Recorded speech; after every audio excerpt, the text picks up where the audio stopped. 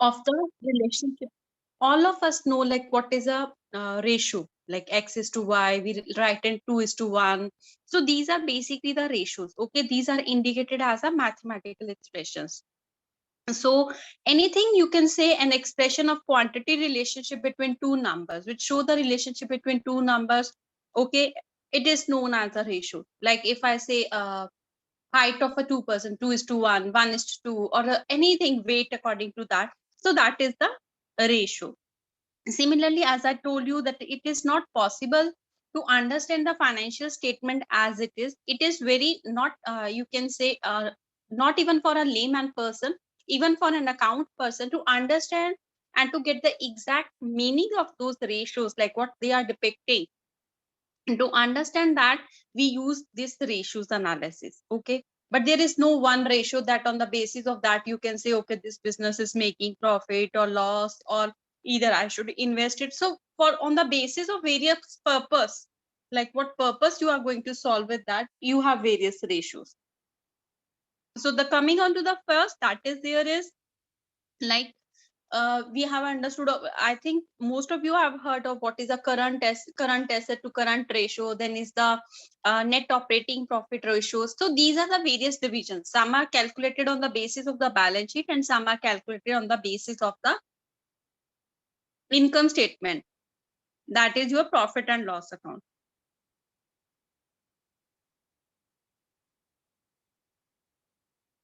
All of you have this PDF?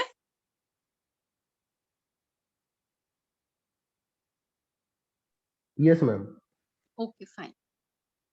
See, so the ratio analysis is basically a technique of analysis and interpretation of financial statements. So the main purpose for ratio analysis was that you have to conclude something. So you use these ratios. For what I have done is, in this PDF, I have shared all the ratios. Okay. And I have given one separate ratios interpretation that is already being circulated to you so that you understand like what are the various ratio and what is their interpretation. Your interpretation part is very important in these exams. They may ask you, okay, if this ratio is there, is it beneficial or not? Then you need to interpret that ratios. Interpretation, is it better to have a higher ratio or a lower ratio? So on the basis of that, you can interpret this. Just a second now. So as I told you, like who are the person who will use this ratio? Tell me.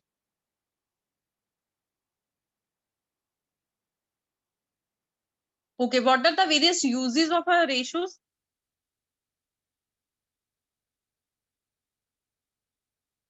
क्या use रहेगा बेटा?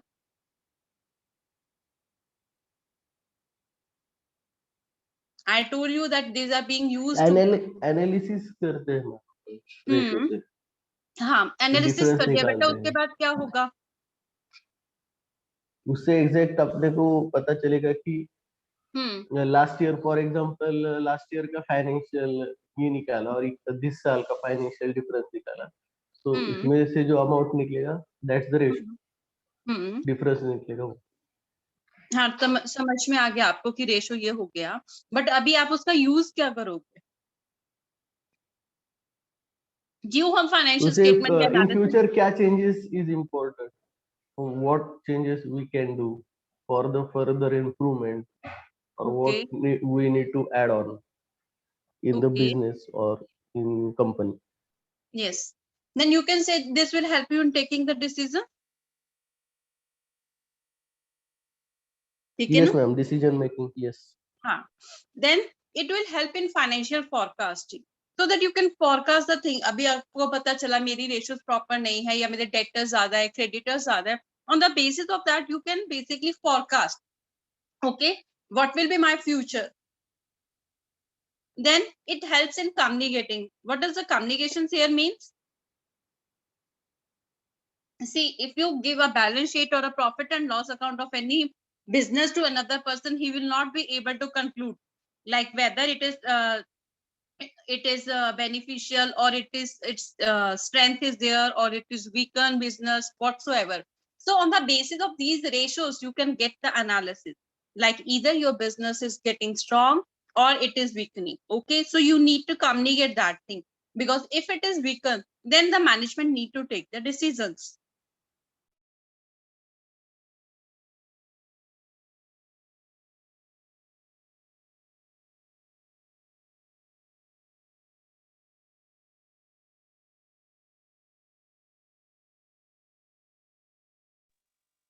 Then is helps in coordination.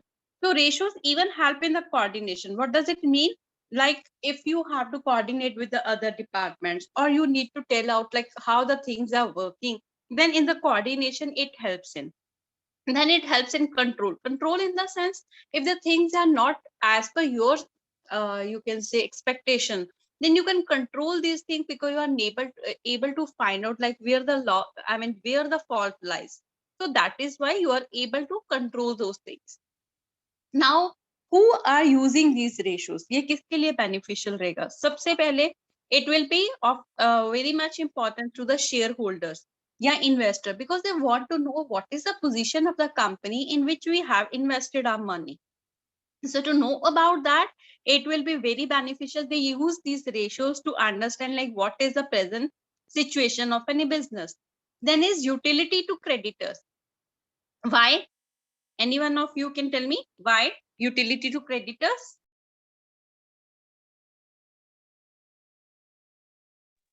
Any one of you? Ma'am वो financial position देखने के लिए, मतलब कल कितना डिफरेंस था, आज रेशियो कहाँ पे जा रहा है, मतलब in share markets like we see the what is portfolio रहता है कि ये मंथ में इतना इंक्रीज हुआ, यहाँ पे डिक्रीज हुआ, कितने परसेंट से शेयर कम ज्यादा हो गए, इसके लिए यूज होता है। वो यूज होता है, बट वो क्रेडिटर्स के लिए कहाँ पे इम्पोर्टेंट है बेटा? क्यों इम्पोर्टेंट है? वो से क्या एनालिसिस निकालेंगे, क्या देखेंगे उसमें कि इन फ्यूचर कहाँ पे प्रॉफिट होगा, ये देखने के लिए। प्रेजेंट में भी तो इंटरेस्टेड होंगे ना बेटा। आपने किसी में अपनी कंपनी में अपना पैसा दिया उधार पे, तो आपको ये तो देखना पड़ेगा ना कि क्या वो इतनी उनकी कंपनी में वो है that they will be able to repay the loan. अभी ये तो नहीं है कि कल को आपने पैसा दे दिया और वो बैंकक्रप्ट हो जाए, ठीक है ना? You need to give those analysis. And then what is the utility to the employees?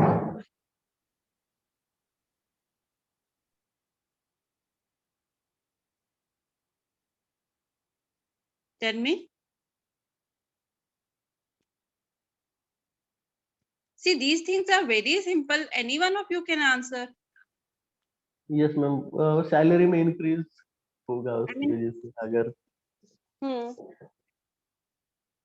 और whenever you are an employee of a company, now you people are going to enter into the corporate sector or so. अगर आप कभी भी किसी से discuss करोगे तो क्या बोलते हैं, अच्छा कंपनी की ना पोजीशन देख लेना, अभी क्या है position in the means. See during this pandemic a lot of business organizations are being shut. Why? Because they are not able to face the scenario like what is it, वो अपनी salaries नहीं दे पा रहे थे employees को, और क्या था उनका, अभी उनका सेल ड्रिप हो गई, तो they are not able to meet the expectation of their creditors and all. So they have shut down those business units. So whenever you are in an organization which is able to sustain even these types of hardships, so that is the organization you should always look up to work for. Okay. अभी उनके पास क्या रहेगा, उनके पास एक ये है कि हाँ ठीक है, अगर आगे से होने वाले टाइम में आपको पता है कि ठीक है, being an employee of a company, I see that the prospects of my company in which I am working is very bright. Okay. अभी आप किसी ऐसी कंपनी में लग जाओ जो एक ऐसी टेक्नोलॉजी यूज करती है which is almost you can say is not able to face that today's competition, या बिल्कुल डिप्लीट हो गई है वो वाली टेक्निक। अभी नई नई टेक्निक्स आती है, तो आप एक ऐसी कंपनी में जाओगे जो प्रेजेंट टेक्निक्स को यूज करती है और वो सब करती है। उससे क्या होगा, ताकि आपको कुछ लर्निंग भी होगी और आपकी कंपनी वो कंपटीशन भी फेस कर पाएगी। अगर आप किसी ऐसी कंपनी में चले गए जो बहुत पहले की टेक्नोलॉजी यूज करती है, तो कितनी देर सस्टेन करेगी, 5 साल 2 साल, उसके बाद अल्टीमेटली बंद हो जाएगी। So being an employees, we look into these things so that we can know what are our future prospects in a company in which we are working. Then is utility to the government. What is the utility to government means? Government is interested to know the overall strength of the you can say the industry. Why? Because being government, you can see here, like if you are looking up for some loans, तो आप banks के पास जाते हो तो वो सबसे पहले बेटा क्या है, ऐसे ही तो आपको लोन नहीं दे देती।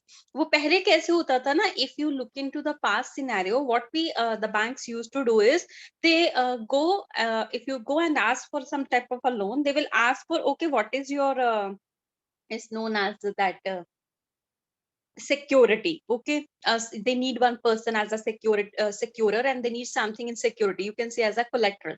तो वो लेते थे और उसके बाद आपको दे देते, but now I mean see most of the people have defaulted on the loan and all that, so what now they do is they make an analysis of the financial statement of what the person is up to, ठीक है, कि उसका क्या है, कैसा वो करने वाला है, उसके हिसाब से बेटा अभी वो लोन प्रोवाइड करते हैं।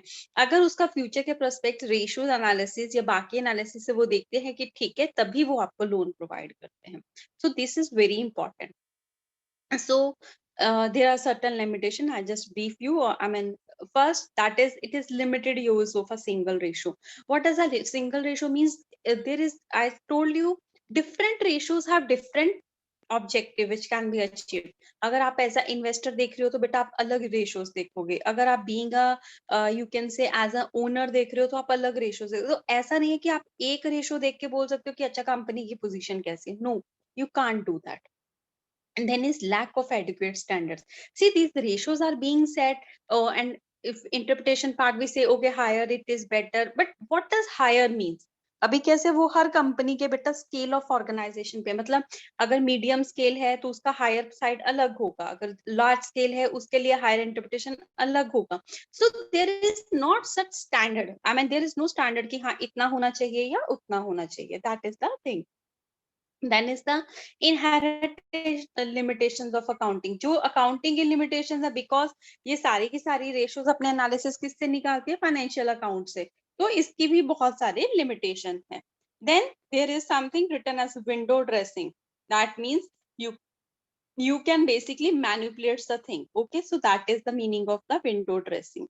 So you can basically over calculate your closing stock and all that. So that is the window dressing. Now coming on to the first, you have to see the ratios. So first thing that is there is the traditional classification of statement. The first is a balance sheet statement, then is profit and loss statement, composed income statement, or you can say we basically classify them liquidity ratio, profitability ratios, and on the basis of that. So that this is known as the functional classification. So what is the liquidity ratio means? Liquidity ratio, see the ratio which measure the short term solvency. Liquidity से हमेशा मतलब होता है बेटा short term में आपकी business organisation कैसे चलेगी, फाइनेंशियल पोजीशन आपकी कैसी है। सो the ratios which measure the short term solvency of a firm, these ratios are calculated to comment upon the short term paying capacity of a firm. मतलब आप short term में अगर आपके पास कोई आज क्रेडिटर आता है कि मेरा इतना लोन आपको देना था, तो क्या आप वो दे पाते हो या नहीं दे पाते हो, that is your liquidity position. Okay, then the second is the long term solvency, or you can say the leverage ratio. So the long term means a firm ability to meet interest cost and the repayment schedule in the long term. Long term में आप कितना repay कर पाते हो। Okay, then is the activity ratios, they are measured with the efficiency with which firm have been employed। Okay, just a second.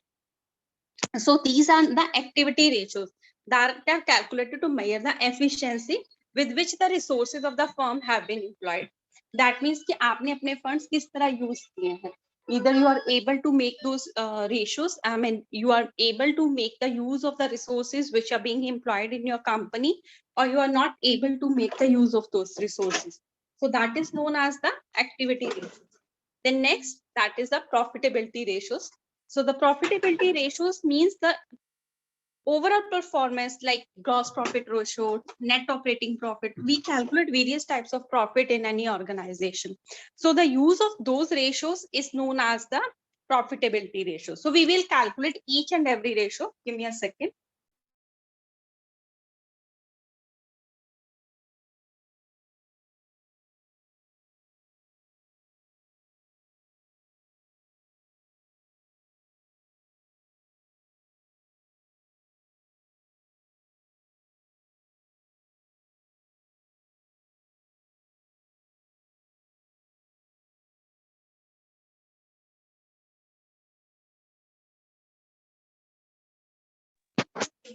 Okay, then next is the short-term financial position. So what is the short-term financial position means?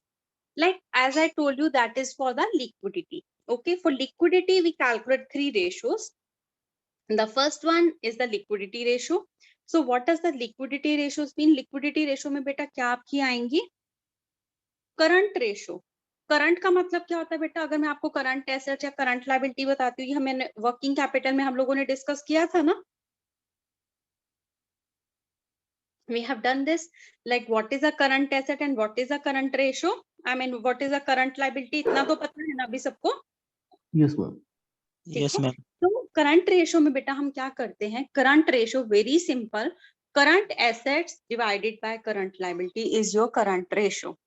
ये आपको क्या बताती है? The relationship between the current assets and the current liability. ठीक है, 2 ratios use करेंगे, current assets and the current liability. So still to make you clear more, like कि क्या चीजें आप कंफ्यूज नहीं हो, current assets include cash, those assets which can be converted into cash within a short period. अभी उसमें क्या क्या आता है बेटा? Bills receivable, debtors, inventory, work in progress. So ये सब किसके पार्ट है? आपके current assets के पार्ट है. ठीक है, अगर आपने कोई एक्सपेंस जो प्रीपे कर दिया है, मीन्स ड्यू आपका बाद में था बट आपने पहले पे कर दिया, तो बेटा वो भी आपका करंट एसेट्स में आएगा. ठीक है, and this is known as the current assets. So what does the current liabilities mean? Current liability are those obligation which are payable within a short period, जो आपको बहुत जल्दी पे करना होता है. अभी अगर आपको वैसे भी पता हो तो बेटा current liabilities में क्या आता है? Tell me. Tell me.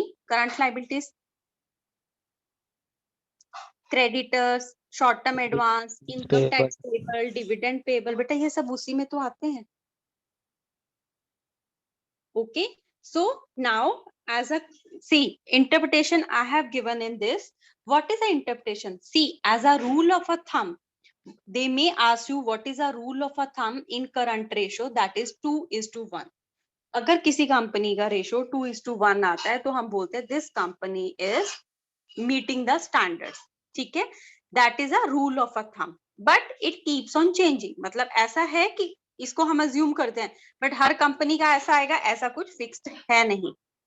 Now look into this question, how they have calculated. So should I start with the numerical for this question? There are 2 numerical. I'll solve one by one. Okay, let Yes, me ma'am. start with the whiteboard. Just a second.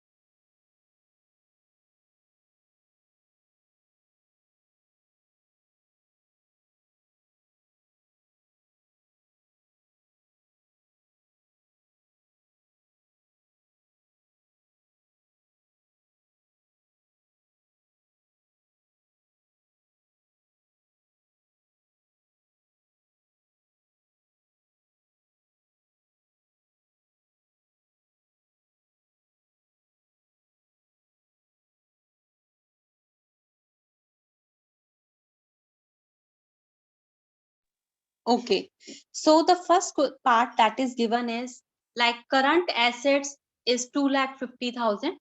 Okay, and the current liabilities is 1 lakh. Okay, in this just an illustration, but always remember they are not going to give you like this. Okay, what they will ask you is like they will give you a certain items. You have to find out first the current assets and then this. In this case, what is the current assets? 2,50,000. And what is the current liabilities? 1 lakh. Okay. So what is your current ratio? 2.5. So how will you can write it? You can either write it this way or you can write it 2.5:1. Is it clear? Is it clear? Yes ma'am. Okay, now coming on to the illustration, now you have to see in this question like what they have given you. They have given you certain items. Now you have to calculate the current asset. Now you people tell me what are the things excuse me, what are the things which you include in the current assets. Start करो बेटा, current assets की items मुझे बोलोगे आप अभी क्या रहेंगी इसमें current assets में. स्टार्ट। करंट एसेट सबसे पहले क्या आएगा आपका?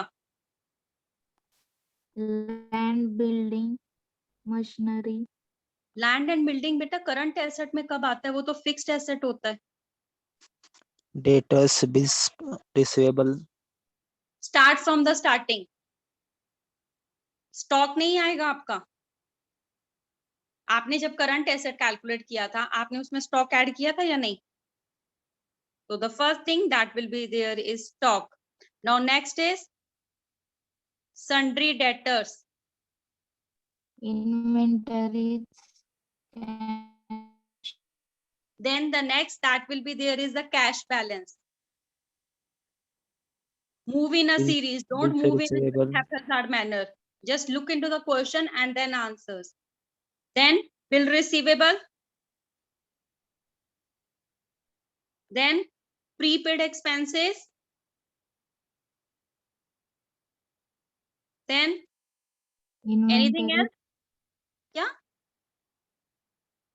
क्या बोल रहे हो बेटा? इन्वेंटरीज भी आते हैं ना? नहीं, इन्वेंटरीज नहीं। और इस क्वेश्चन में कहाँ दिख रहा है आपको इन्वेंट्री? मुझे तो दिख नहीं रहा। कहाँ दिख रहा है आपको इन्वेंट्री इस क्वेश्चन में? कौन से क्वेश्चन में इन्वेंट्री दिख रहा है आपको? गुडविल। Land and build. हाँ, क्या बोल रहे हो?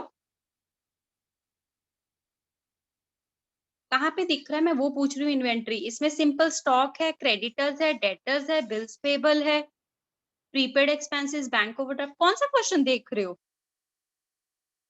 जो अभी मैंने सॉल्व किया उसके नीचे ही तो मतलब सिर्फ फ्रैक्शन से बताने का है क्या?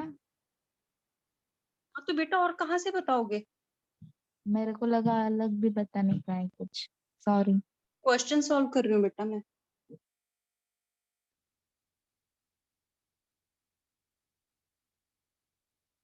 Now start with the illustration. अभी इसमें देखो क्या क्या आएगा। सबसे पहले बोलो अभी इलस्ट्रेशन में से क्या क्या आएगा। Stock, what is the amount? 60,000। Now what is the sundry debtors? कितना है? 70,000। Then next is the cash balance, that is 20,000। Then bill receivable 30,000। then you have prepaid expenses 10,000, and then next anything else? Nothing. So this things total will give you the current assets. Okay, 130, 150, 60, 90, 1,90,000. Is it clear? Is it clear? Yes ma'am. Now tell me the items for the current liabilities. अभी इसमें current liabilities में क्या क्या आएगा मुझे बोलो।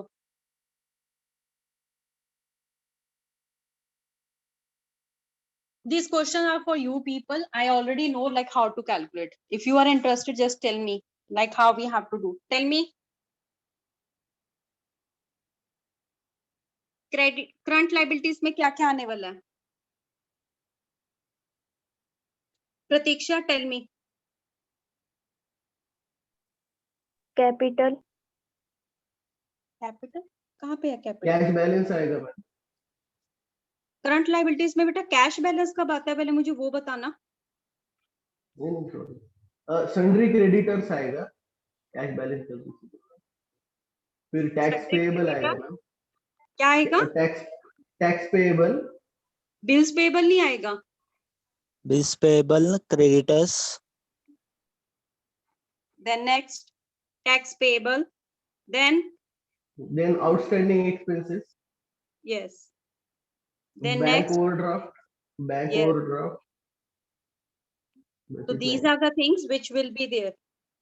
समझ में आया? Yes, don't include debentures, goodwill and land and building. These are not a part of a current assets or current liabilities.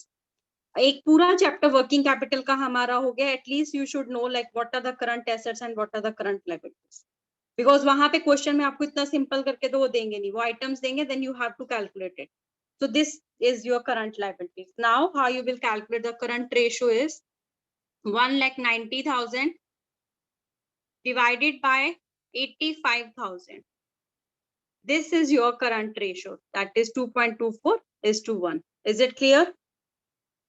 Yes, ma'am. Then next, that is the quick or you can say acid test और liquid ratio. इसके 3 नाम हैं, याद रखना तीनों ही. Okay अभी उसमें उसने आपको क्या बोला बेटा इस क्वेश्चन में. Now quick ratio is in this what we calculate is what are the part of this. I tell you in a very simple method, like whenever you have to calculate the quick acid or what are the quick acids, current assets. ठीक है, quick assets क्या होती हैं? Current assets में से जब आप inventory और प्रीपेड एक्सपेंसेस लेस करते हो तो वो क्या आ जाता है आपका? Quick asset. समझ में आया? समझ में आया बेटा? ठीक है, अभी देखो इस क्वेश्चन में जो भी हमने किया था, इसमें आपकी करंट एसेट्स में इन्वेंट्री था, इन्वेंट्री ये था एंड प्रीपेड एक्सपेंसेस. ठीक है, इस वाले क्वेश्चन में नहीं दिया, नेक्स्ट क्वेश्चन में लेती हूँ मैं. ठीक है, now interpretation of this, listen to me very carefully, the interpretation part. See, usually a high asset test ratio is an indication. क्या indicate करता है? That the firm is liquid and has the ability to meet its current liabilities.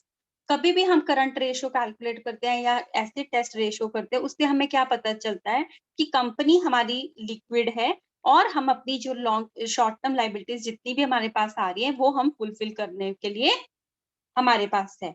What is the rule of thumb in this ratio? उसमें क्या था? 2:1. इसमें क्या है? 1:1.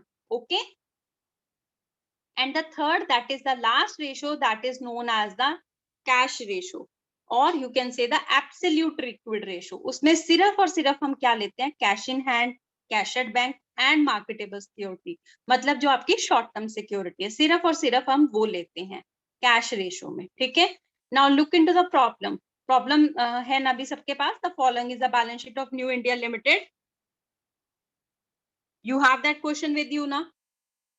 Yes, ma'am. Okay, see now how you will do this question. First you have to calculate the current assets. सबसे पहले current assets ही calculate करो. बेटा कितने आएंगे current assets में? क्या क्या आएगा बताओ मुझे अभी.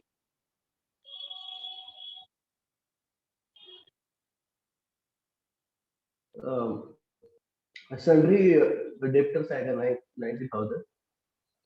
उससे पहले बेटा bills receivable भी आएगा. Bill receivables हाँ ऊपर.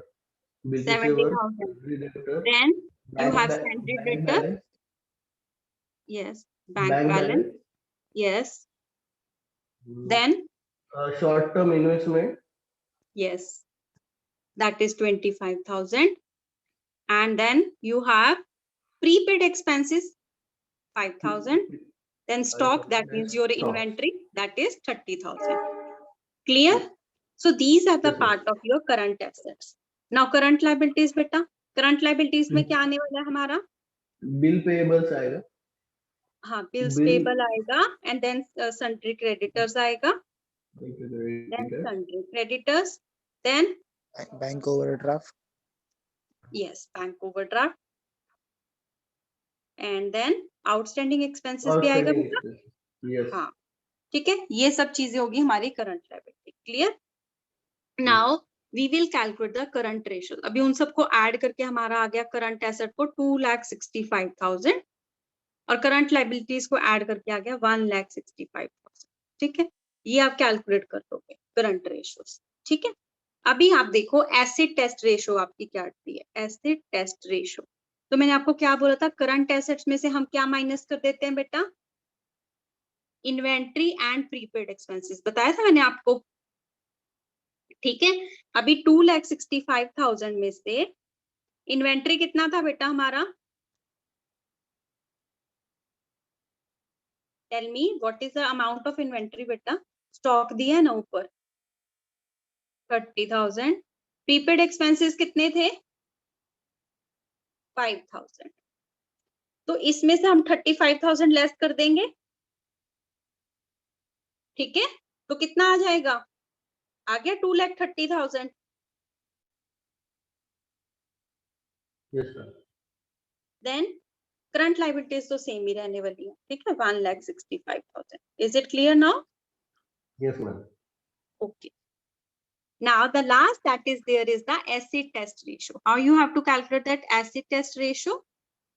Acid test ratio में बेटा सिर्फ और सिर्फ हमें क्या लेना होता है, cash and short term securities. तो आपकी बेटा इसमें कैश कितना दिया हुआ है, इसमें 45,000, और उसमें आपको बेटा क्या दिया हुआ है शॉर्ट टर्म के लिए,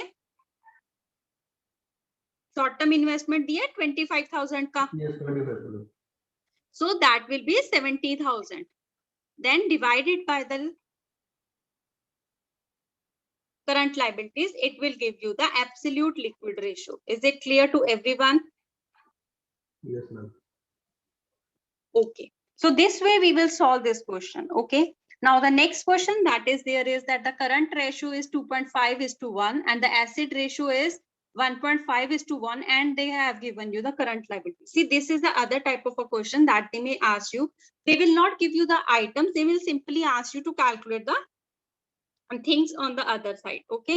So how you have to calculate is, just a second. Okay. Current ratio beta उसने आपको कितनी दी है, 2.5:1. Okay. So अभी हम कैसे कैलकुलेट करेंगे? करंट रेशियो का फॉर्मूला हमें पता है, यू नो इट ना.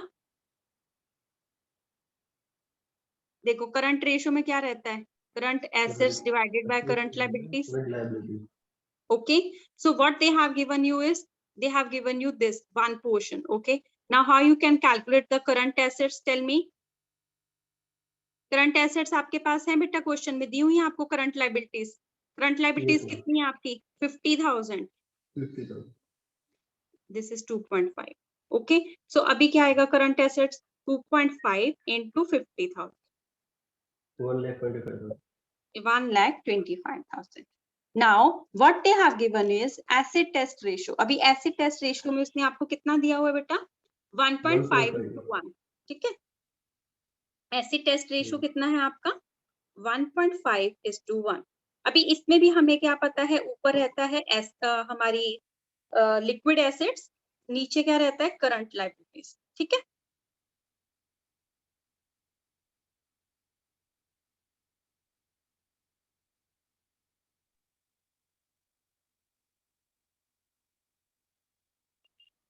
ओके. अभी हमारा क्या रहता है, करंट लायबिलिटीज हम कैलकुलेट कर चुके हैं ऑलरेडी, दिया हुआ है हमें 50,000. ठीक है. और इसमें हमें उसने क्या बोला है, एसिड टेस्ट में लिक्विड एसिड हमारे पास है नहीं, we have to calculate, we have the current liabilities and the ratio is, what is the ratio, 1.5. So liquid acids कितनी हो जाएंगी बेटा, 50,000 into 1.5, 75,000. So this is your liquid assets. Okay. अभी उसने आपको क्या बोला बेटा, आप इन्वेंट्री कैलकुलेट करो. अभी मैंने आपको क्या बोला था, जब हम करंट एसेट्स में से इन्वेंट्री और प्रीपेड एक्सपेंसेस माइनस करते हैं तो हमारे पास लिक्विड एसेट आता है. इसमें शॉर्ट टर्म तो उसने कुछ दिया नहीं, दैट मीन्स हमारा क्या हो गया, करंट एसेट्स कितना था हमारा, कैलकुलेट करके आया था 1,25,000. उसमें से अगर हम 75,000 माइनस कर देंगे, what will it give us, it will give us the figure of inventory, that is 50,000. ये हमारा क्या आ जाएगा, inventory. Is it clear? Okay fine. I will start with the next thing. Same problem is there but that you can solve on your side. Okay. Same question है बेटा, वो आप कर सकते हो उसका. Then you have to start with the inventory turnover or the stock turnover ratio. So what is the inventory turnover mean? What is the inventory turnover? Means the inventory of finished good as to meet the requirement of the business. अभी क्या रहता है, inventory is something, ये तो नहीं है ना कि आपको बहुत सारी inventory रखनी है, बहुत कम रखनी है. So inventory is something like how it is being converted. So it is essential that you have the enough stock with yourself. So it has to maintain inventory of finished goods. So this is the thing which is calculated for the finished stock.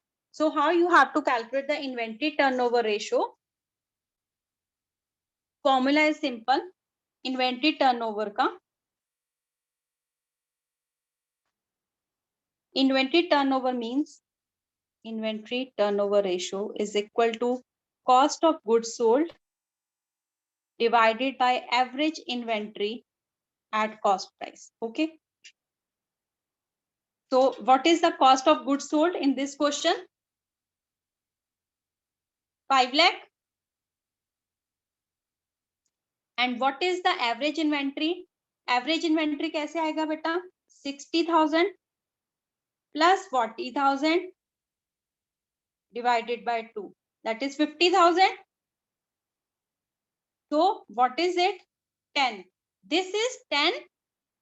You will not show it in the 10. It will be like 10 times. समझ में आया? Yes, ma'am. Okay, so this is known as the inventory turnover ratio. So another problem is given. See, if inventory ratio is 5 times, so inventory turnover ratio दी हुई है बेटा आपको 5 times, and the average stock, what is the average stock? कितना दिया आपको? 75,000. Now find out the cost of goods sold. ठीक, inventory turnover का formula क्या रहता है आपका? Cost of goods sold divided by average inventory. ठीक है, is 5. Cost of goods sold 5, and what is the average inventory?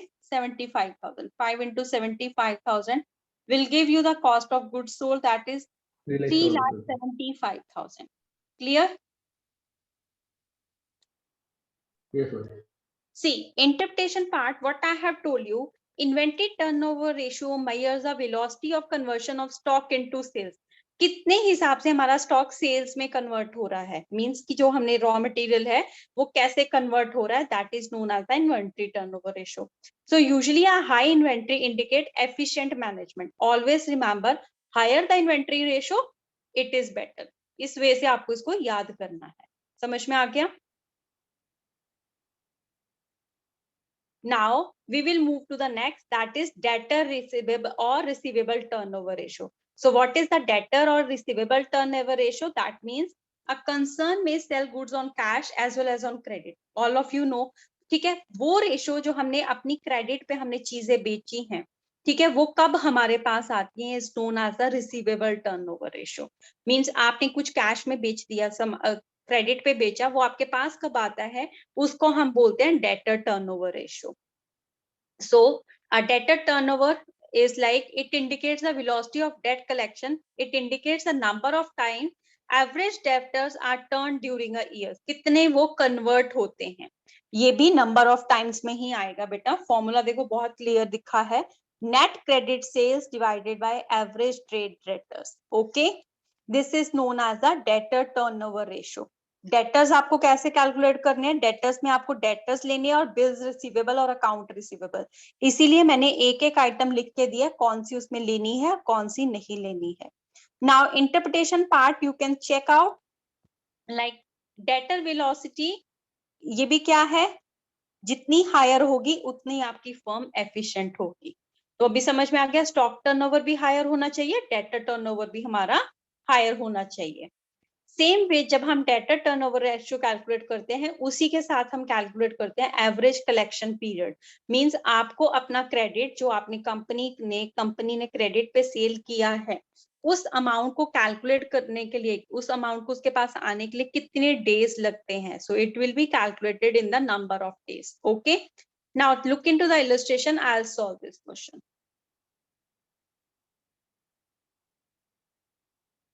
So first one, what you have to calculate is debtor turnover ratio. ठीक है, अभी उसमें क्या रहता है formula, debtor turnover ratio का फॉर्मूला क्या है, net credit sales divided by average debtors. ठीक है, हाँ. अभी बेटा इसमें देखो नेट क्रेडिट सेल्स आपकी कितनी है, कितनी दी है आपको, 2015 की देखो बेटा 5 लाख दी है. Yes ma'am. ठीक है, अभी डेटर्स बेटा देखो 80,000 बिगनिंग में है, 1 लाख एंड में है, तो means 1 lakh plus 80,000 divided by 2, that is 90,000. ये आपके एवरेज डेटर्स आ गए, divided by this will give you the debtor turnover ratio, that is 5.56 times. Clear? Yes. ठीक है, अभी इसी क्वेश्चन में बेटा एवरेज कलेक्शन पीरियड हम कैसे कैलकुलेट करते हैं, 2015 का ही बता रही हूं मैं। सिंपल है बेटा, नंबर ऑफ वर्किंग डेज कितने हैं इसने आपको क्वेश्चन में दिया है 360 डेज, ठीक है, और divided by your debtor turnover ratio 5.56. Okay, this will give you average collection period. समझ में आ गया? Yes ma'am. Yes, ma'am. ठीक है, ये हो गया हमारा डेटर टर्नओवर और average collection period. Now the next that is there is a creditor turnover ratio. बेटा क्रेडिटर टर्नओवर रेशियो में सिंपल है, जैसे हम डेटर टर्नओवर रेशियो कैलकुलेट करते हैं सेम वे से हम क्रेडिटर टर्नओवर रेशियो कैलकुलेट करते हैं। What is the creditor turnover ratio means like what is the average time you take for a payment. ठीक है, आप पे करने के लिए आपको कितना क्रेडिट अलाउ किया जाता है। So net credit period is net, उसमें हम लेते हैं नेट क्रेडिट सेल्स। बेटा इसमें हम क्या लेंगे, नेट क्रेडिट परचेज। उसमें हम नीचे लेते थे एवरेज ट्रेड डेटर्स, इसमें हम नीचे क्या लेंगे, एवरेज ट्रेड क्रेडिटर्स। समझ में आया? ऑलमोस्ट सेम है बट सिंपल उसकी चीजें ऑपोजिट कर दोगे तो आपको इसका फॉर्मूला लर्न हो जाएगा। Now look into the illustration, I will solve this. Creditor turnover ratio, अभी इसमें आपका क्या आएगा, annual purchase, that is your कितना आपने क्रेडिट में परचेज किया है। टोटल परचेज कितना था बेटा आपका, 4 लाख। 4 lakh. नाउ हम, हाँ ठीक है, अभी इसमें आपका क्या दिया हुआ है, परचेज रिटर्न दिया हुआ है 20,000। ठीक है, जस्ट अ सेकेंड, 20,000 आपको ये दिया हुआ है। Reserve for discount on creditors and then is the creditors at the end and then the bills payable, cash purchase. इसमें से बेटा आप क्या लेस करोगे, जो भी कैश परचेज है वो लेस करोगे। क्यों? आपको जो क्रेडिट है वो तो उसी पे मिलेगा ना जो बेटा आपने क्रेडिट पे लिया है, कैश के लिए थोड़े ना कुछ मिलेगा। So what you have to deduct is credit पर कैश परचेज। कितना है बेटा, 50,000 है इसमें, और क्या है, परचेज रिटर्न, वो भी आप लेस करोगे, उस पे तो आपको कुछ क्रेडिट नहीं मिलने वाला, वो तो आप ऑलरेडी रिटर्न कर चुके। तो कितना आ गया 3,30,000। ठीक है, now what is the creditors, creditors कितने हैं बेटा, एट द एंड है 60,000, बिगनिंग में कितने हैं, नहीं दिए, दैट मीन्स कितने हो गए 60,000। ठीक है, and then what you have to include is the bills payable, bills payable भी लेने हैं साथ में। So how you will calculate is 3,30,000 divided by 60,000 plus 20,000, that is 80,000. Is it clear? Yes, ma'am. So this will come around 5.13. Now how you can calculate the average payment period? Average payment period बेटा आपका क्या रहेगा, number of days divided by this ratio 4.13. This will give you the number of days.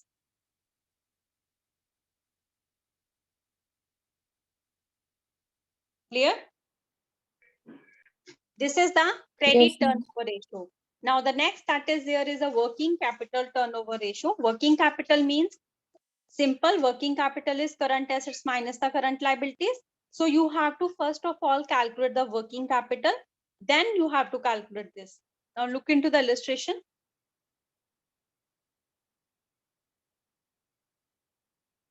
Working capital ratio, इसका क्या रहने वाला है बेटा, cost of sale net working capital. ठीक है, अभी कॉस्ट ऑफ सेल्स बेटा इस क्वेश्चन में कितना दिया हुआ है आपको, 1,50,000, and the net working capital how you will calculate, current assets कितने हैं बेटा, करंट एसेट्स में क्या आएगा, cash, bills receivable and your sundry debtor and stock. कितना आ गया, 10 + 5 + 25 कितना हो गया, 40 + 20 60,000 हो गया। Current assets minus current liabilities, current liabilities में क्या आएगा, ओनली एंड ओनली क्रेडिटर्स। तो 60,000 minus 30,000 will be 30,000। So this will give you the working capital turnover ratio. That is 5 times. Clear? Yes, ma'am. Yes, ma'am. Okay, this is your working capital ratio. So next that we have to do is the analysis of the long term position. इन सबको हम बोलते हैं solvency ratios. Solvency ratios में क्या क्या आने वाला है आपका? पहले है आपका capital ratios, and then you have the debt equity ratios, funded debt to total capitalization, proprietary ratio and the solvency ratio. ये long term के लिए हम calculate करते हैं. The first, the name depict itself. Name से ही पता चल रहा है आपको. Debt to equity ratio. Okay, so how you have to calculate that? Debt equity ratio. Debt equity ratio हम कैसे calculate करेंगे? Outsider funds divided by shareholder funds. This is the simple formula for the debtor equity. ये हम इसलिए calculate करते हैं, हमें पता चले कि हमारी कंपनी में कितना डेट है और कितना equity. Now look into the illustration. अभी इसमें देखो डेट इक्विटी में बेटा आउटसाइडर फंड्स भी निकालने और शेयर होल्डर फंड्स भी. तो सबसे पहले जो हमारे आउटसाइडर फंड्स होंगे वो क्या होंगे, पहले मुझे वो बताओ. आउटसाइडर के फंड्स कौन से होते हैं? आउटसाइडर में क्या आने वाला है बेटा? सबसे पहले डिवेंचर्स. ठीक है, 1 लाख आपका डिवेंचर आने वाला है बेटा. और आपका क्या आने वाला है उसमें? Reserve, general reserve for the contingency and the current liabilities. Current liabilities कितनी है? 1 लाख. ठीक है, this is your outsider funds. Now then coming on to the shareholder funds. What is your shareholder fund?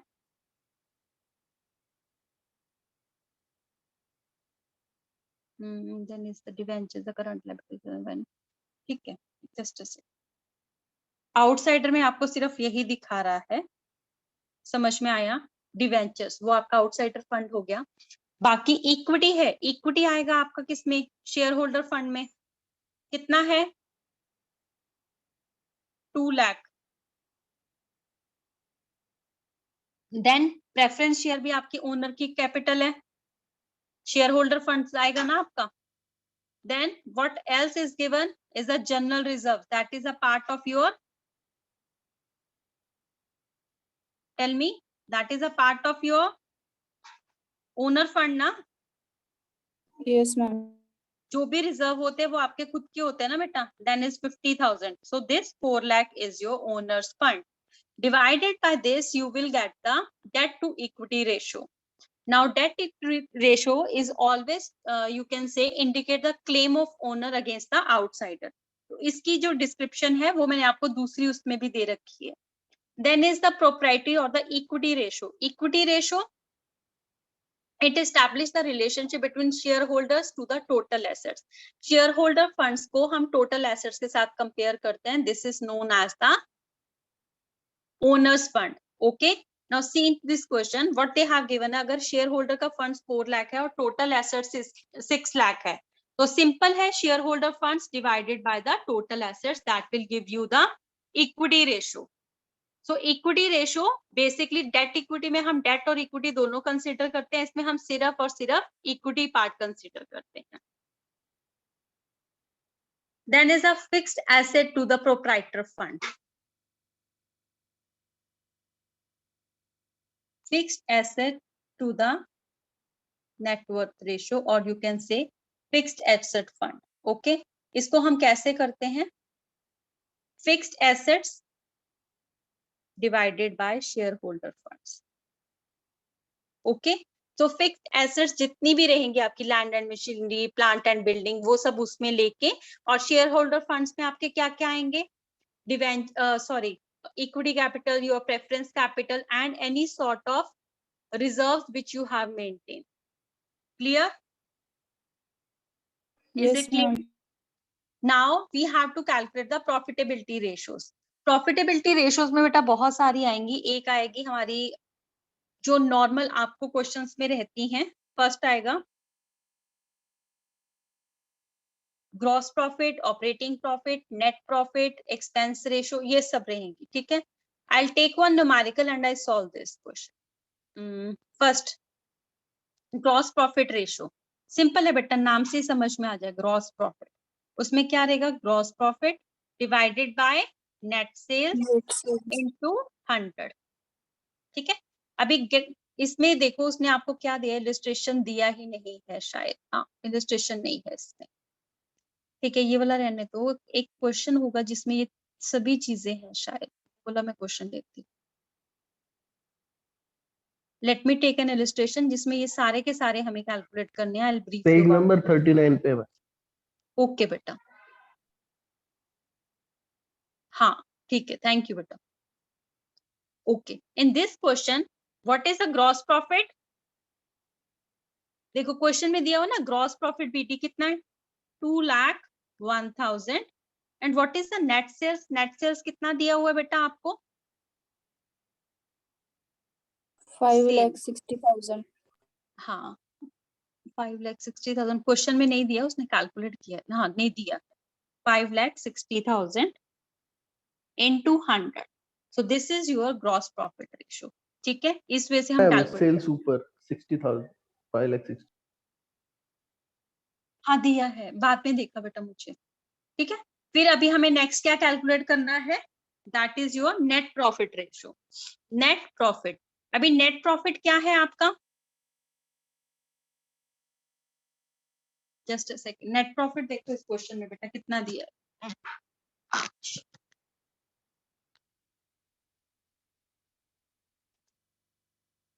Net profit 80,000। एक second, हाँ मुझे वो दिख नहीं रहा है शायद क्वेश्चन क्लियर। हाँ ठीक है, 80,000। Now you have to calculate it divided by, किससे डिवाइड करना है इसको भी? नेट सेल्स से। नेट सेल्स तो हमारे पास थी ना 5,60,000 into 100। 100। Okay, then they have asked you to calculate one operating ratio। operating ratio क्या होती है आपकी? cost of goods sold divided by your net sales। अभी cost of goods sold बेटा इस क्वेश्चन में कितना दिया हुआ है आपको? ठीक है, Cost of इसका goods देखो sold. बेटा फॉर्मूला दिया है नीचे कैलकुलेट करने का। कैसे रहता है आपका? कॉस्ट ऑफ गुड्स सोल्ड होता है opening stock plus purchases plus wages minus the closing stock. ठीक है, उस वे से बेटा इसमें कैलकुलेट किया गया है ऑपरेटिंग रेशियो कैलकुलेट करने के लिए। ओपनिंग स्टॉक प्लस परचेजेस, ठीक है, ओपनिंग स्टॉक था 1 लाख, परचेज थी आपकी 35,000 प्लस वेजेस है आपकी 9,000 और क्लोजिंग स्टॉक था बेटा 1 लाख। 1 लाख। तो ये आपका आ जाएगा बेटा cost of goods sold. Now you have to divided by your net sales. ठीक है, अभी इसमें ऑपरेटिंग एक्सपेंसेस हमें ऐड करना होता है, बिकॉज जो हमने अभी करके दिया उससे आपका स्टॉक आ जाएगा इस पोर्शन से। Now you have to add all the expenses. Expenses कौन से? जो ऑपरेटिंग एक्सपेंसेस होते हैं वो कौन से होते हैं आपके? Administration, selling and distribution. इसमें सिर्फ 2 दिए हैं, वो हम इसमें ऐड कर देंगे। क्या? 2 lakh plus 89,000। Okay, 1,09,000। yes, so this way you have to calculate this। Okay. Then is the operating profit ratio। देखो वो हम कैलकुलेट भी कर सकते हैं, operating profit divided by sales. Otherwise simple जो हमने ऑपरेटिंग रेशियो कैलकुलेट किया ना उसको 100 में से माइनस कर दो, that is your operating ratio. And the last is the administrative expense ratio. कोई भी एक्सपेंस की रेशियो निकालिए तो उस एक्सपेंस को डिवाइड करना है, उसको ऊपर रख के उससे नीचे डिवाइड कर दो सेल्स को। ठीक है, is it clear? Yes, ma'am. Yes, ma'am. Yes, ma'am. Okay, now we will start with the next, that is the fund flow statement। Just give me a second, let me have water so that we can start with the other।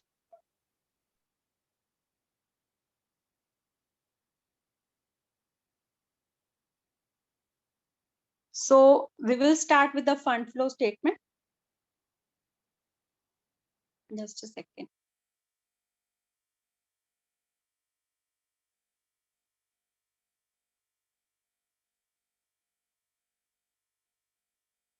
इसमें बेटा इस वाले में PDF में मैंने आपको interpretations का part दे रखा है सारा। देखो क्लियर है ना? लास्ट जो है वो आपके इंटरप्रिटेशंस है, लास्ट में सब दे रखा है। Always greater is better, that is inventory turnover. Stock velocity कैसे होना चाहिए, lower period is better. So this way you have to remember it. Okay Okay, ma'am. या just give me a second, let me have what.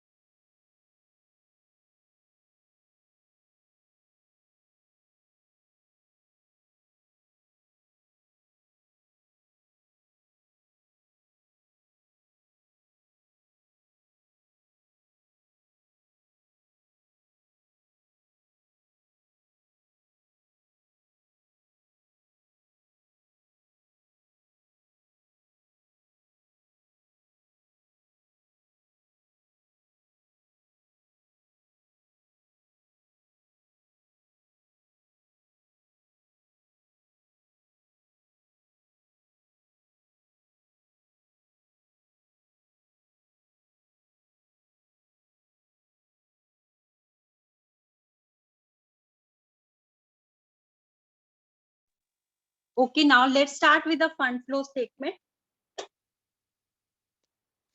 So the question is with you people, I think so. Just a second, let me start with the question on this.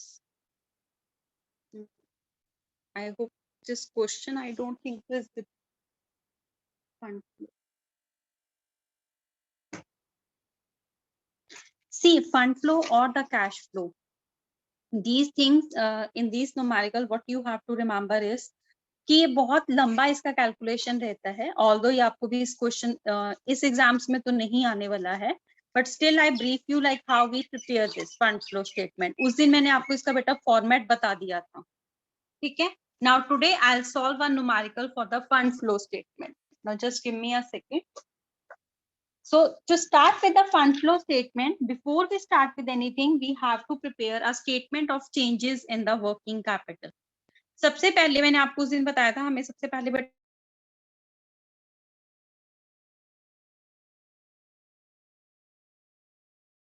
so we have to calculate the statement of changes in the working capital.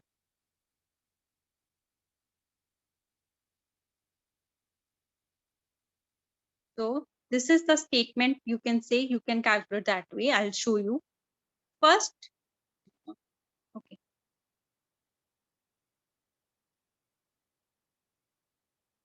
So first thing that you have to calculate is with the current assets. ठीक है. अभी कभी भी working capital बेटा calculate करेंगे तो starting तो हमारा करंट एसेट से ही होता है ना. तो the statement of changes in working capital में बेटा सबसे पहले आपका करंट एसेट्स में क्या आने वाला है, देखो इस क्वेश्चन में. You have the fund flow question with you, all of you have. Okay, now let's start the first one, that is there is the debtors. Debtors कितने हैं बेटा इसमें? Debtors पहले कितने थे बेटा? 1,60,000. Now how much is there? 2 lakh. ठीक है. So what is the change? 40,000. Change कितना आया बेटा? 40,000 आया ना? Yes. So this is basically increased in the working capital. Working capital increase होगी ना आपकी बेटा 40,000 से. ठीक है. Next that is there is the stock. Stock में बेटा कितना था पहले हमारे पास? 77,000. अभी कितना है? 1,09,000. ठीक है. अभी कितना चेंज आ गया दोनों में? 77 and 1 लाख. कितना आया बेटा चेंज? 32,000 आया. That means your current asset has increased basically. Now the next that is there is the bills receivable. Bills receivable में बेटा कितना वैल्यू दिया है आपको? 20,000. 20,000 एंड अभी कितना है 30,000. तो कितना 30,000. चेंज हुआ? 10,000. That is basically the increase. Now और क्या आता है करंट एसेट में? हमारा कैश आता है. कैश कितना दिया है बेटा? 15,000. 15,000 और बाद में हो गया 10,000. तो 10,000. दैट मीन्स कम हो गया. तो ये कहाँ पे 5,000. आएगा? यहाँ पे डिक्रीज में. ठीक है. Then is cash at bank. Bank में कितना है बेटा? 10,000. अभी कितना है बेटा? 8,000. तो 8,000. अभी कितना डिक्रीज हो गया? 2,000. 2,000. ठीक है.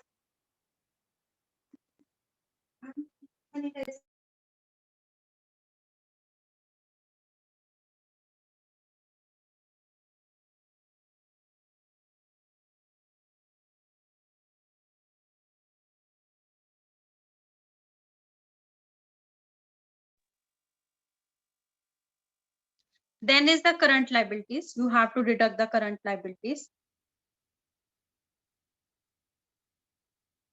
करंट लाइबिलिटीज में बेटा सबसे पहले क्या है आपका? क्रेडिटर्स. क्रेडिटर्स कितने थे? 55,000. अभी हो गए 83,000. अभी देखो ये इंक्रीज हुआ बट ये करंट लाइबिलिटीज में इंक्रीज है. दैट मीन्स कि हमारी वर्किंग कैपिटल इससे क्या होगी? कम होगी ना. तो ये Yes. कहाँ पे आएगा? डिक्रीज में आएगा. कितना? 28,000. Now bills payable. Bills payable में बेटा कितना था? 20,000 और अभी कितना हो गया बेटा? 16,000. दैट मीन्स आप 4,000 पे कर चुके. तो वो 4,000 क्या हुआ आपका? Increase in the working capital.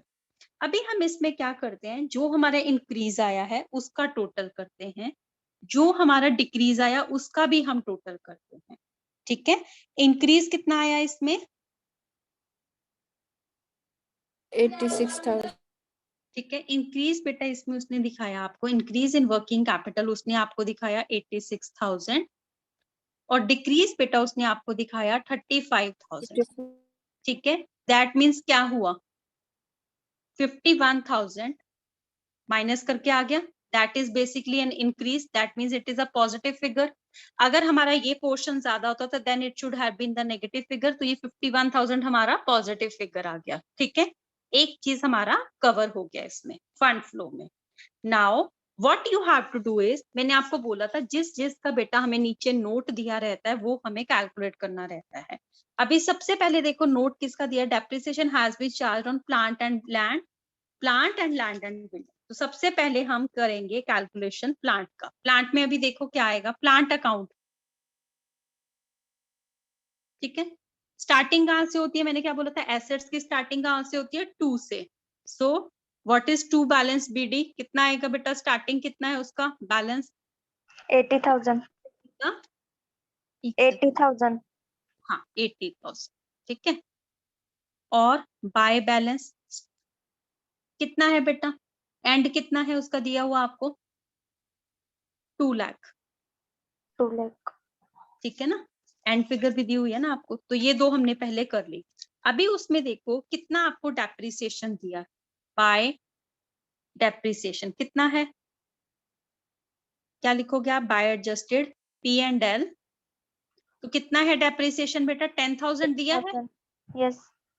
ठीक है. Now to bank. That means जो आपकी बैलेंसिंग फिगर आई इस 80,000 यहाँ पे है, यहाँ पे आ गया 2,10,000. मतलब बैलेंसिंग फिगर कितनी हो गई? 1,30,000 की. ये साइड कम है. दैट मीन्स हमने परचेज किया. ठीक है. टू बैंक परचेज मतलब हमने 1,30,000 की परचेज कर ली. Is it clear? Yes, ma'am. Okay. Now we will start with the land and building. Now just give me a second. I think I have to calculate this thing and then we will start with this cash flow. Just give me a second. I'll brief you about this. अभी जितना बताया working capital changes तो पता चली होंगी सबको. Yes, ma'am.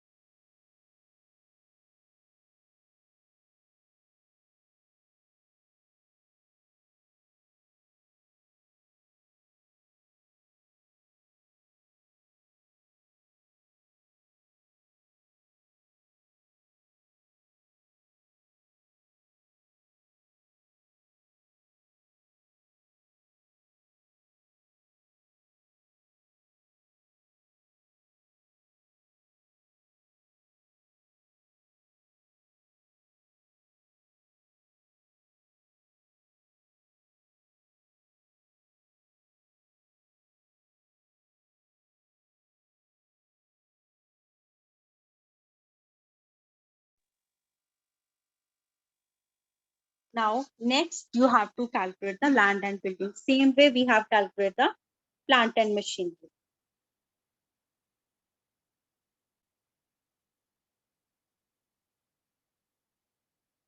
Okay, now the land and building. What is the starting point? Starting में कितना दिया बेटा? टू बैलेंस पीडी कितना है? 2 लाख रुपीस दिया ना। लैंड एंड बिल्डिंग का स्टार्टिंग बैलेंस बेटा आपको क्वेश्चन में ही 2 लाख रुपीस दिया है ना। बाय बैलेंस कितना है आपका? 1,70,000. Okay, now what is given is for the land and building depreciation कितना दिया हुआ है इसमें आपको? डेप्रिसिएशन कितना है? बाय एडजस्टेड P&L डेप्रिसिएशन कितना है बेटा? 20,000 है ना। ठीक है, तो अभी ये देखो ये कितना आ गया? 1,90,000. ठीक है, और ये कितना आ गया यहाँ पे आपका? 2 लाख रुपए। 10,000 और है हाँ, तो यहाँ पे आ गया बाय बैंक। बैलेंसिंग फिगर यहाँ पे आ गई कितनी? 10,000. That means we have sold that amount. ठीक है, तो यहाँ पे क्या आया? बाय बैंक आ जाएगा ना बेटा, कितना? 10,000 का. That means this is the figure which we have got from the sale. Is it clear? Yes ma'am. Now you have to calculate the proposed dividend. Proposed dividend बेटा जो आपका है वो भी कैसे आएगा? प्रपोज्ड डिविडेंड का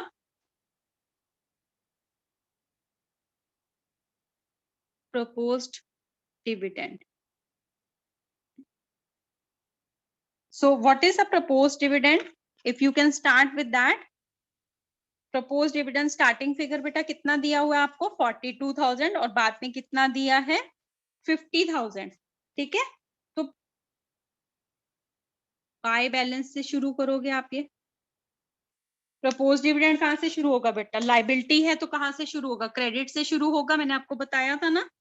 तो कहाँ पे आएगा? 42,000. अभी यहाँ पे क्या आ गया? टू बैलेंस पीटी कितना है बेटा? 50,000. ठीक है, अभी और क्या दिया है बेटा? एंड में क्या दिया है आपको वर्किंग नोट में? Interim dividend 20,000 has been paid. That means कितना डिविडेंड पे कर दिया है?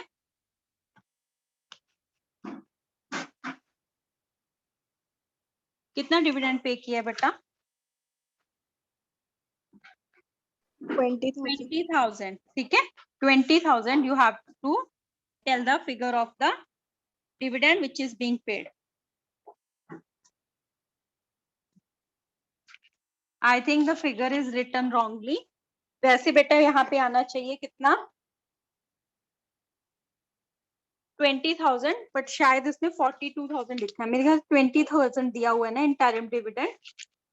Yes ma'am. तो यहाँ पे 20,000 आना चाहिए बेटा। ठीक है, और यहाँ पे आपकी आ जाएगी balancing figure, that is by adjusted P&L. ठीक है, P&L में कितना आ गया? इस साइड है तो मतलब डिविडेंड हमने प्रपोज किया है। कितना आ गया बेटा?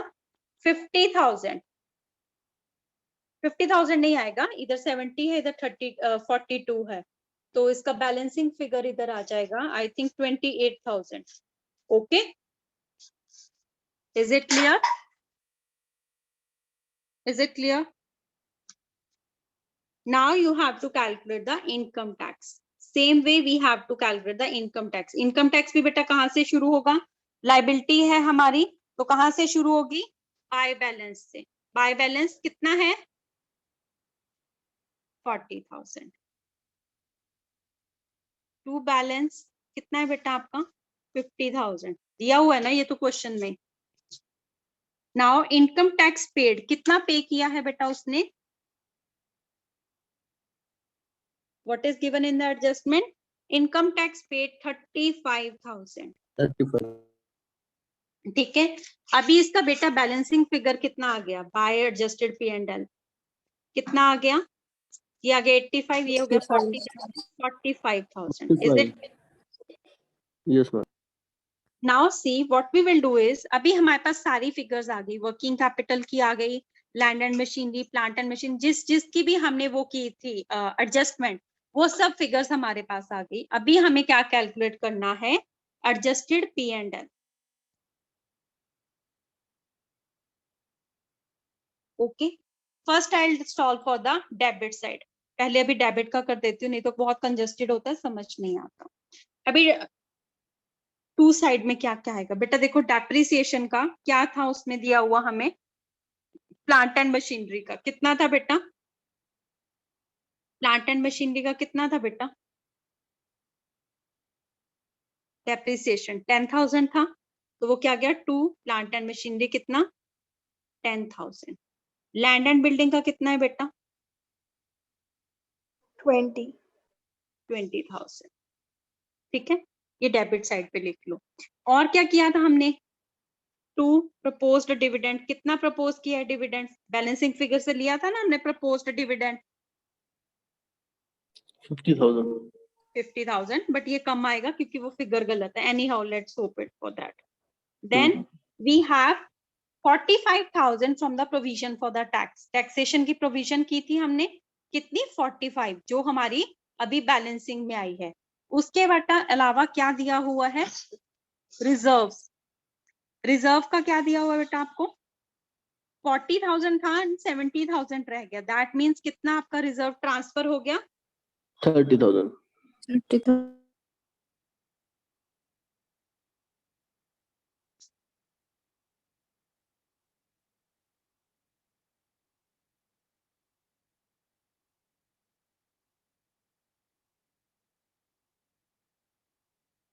देन इज इंटरिम डिविडेंड, कितना है बेटा इंटरिम डिविडेंड, 20,000। इंटरिम डिविडेंड बेटा 20,000 है, क्वेश्चन में दिया हुआ लास्ट में ना, 20,000। हाँ बेटा, अच्छा मुझे 90 सुना, सॉरी, ओके। देन इज बेटा एट द एंड देखो गुडविल दिया हुआ है आपको, कितना था स्टार्टिंग में देखो 1,15,000, 25,000। अभी कितना बच गया 90,000, मतलब आपने गुडविल क्या कर दिया, राइट ऑफ कर दिया, yes ma'am, 25,000। 25,000, clear, this is for the debit side. अभी इतना ही करो पहले, ठीक है। अभी हम चलते हैं क्रेडिट साइड पे, बाय बैलेंस, ठीक है, व्हाट इज इट 30,000, ठीक है, प्रॉफिट एंड लॉस दिया है ना 30,000। Now then what is given is fund from operation, जो हमने बेटा बैलेंसिंग फिगर निकाली थी वो यहाँ पे करेंगे, बट वो कहाँ से करेंगे वो मैं बताती हूँ। देखो प्रॉफिट एंड लॉस में बेटा बैलेंस सीडी हमने वो कर लिया 30,000, दूसरी साइड पे था 48, दोनों का डिफरेंस जो आएगा वो हो गया हमारा फंड फ्रॉम ऑपरेशन, यहाँ पे, clear. Yes, ma'am. Now what you have to do is you have to calculate the fund from operation, fund from operation। अभी आप क्या करोगे, सबसे पहले बेटा डेबिट साइड का देखो, फर्स्ट है आपका इशू ऑफ इक्विटी, इक्विटी बेटा आपने इशू किया, कितना है इक्विटी, कितना इशू हुआ है बेटा आपका 3 लाख था पहले, बाद में हो गया 4 लाख, दैट मीन्स आपने इशू किया इक्विटी कितने का 1 लाख रुपीज, ठीक है। अभी उसके बाद बेटा आपका रिडीमेबल शेयर्स थे, ठीक है, उसका दूसरी साइड पे आएगा क्योंकि वैल्यू कम हुई है।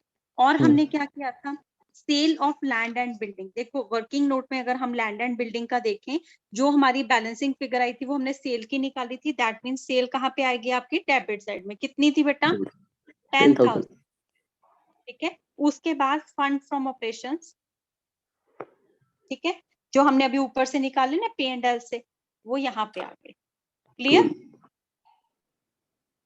Yes, ma'am. अभी आएगा हमारा क्रेडिट साइड पे बेटा, क्रेडिट साइड में हमारा क्या आएगा, सबसे पहले रिडीम किए हमने प्रेफरेंस शेयर्स, पहले 1,50,000 थे फिर 1 लाख हो गए, तो मतलब 50,000 हमने रिडीम कर दी।